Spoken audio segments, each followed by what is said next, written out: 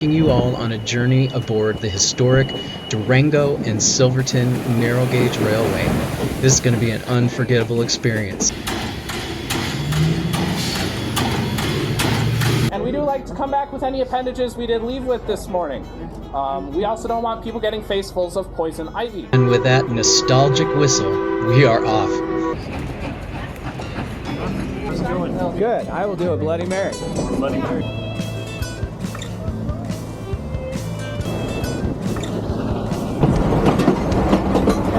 It's a view from the shitter. There's no knowing where we're rolling. On that train.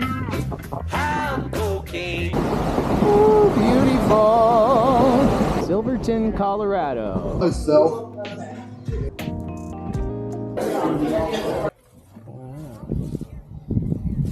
Don't forget to like and subscribe.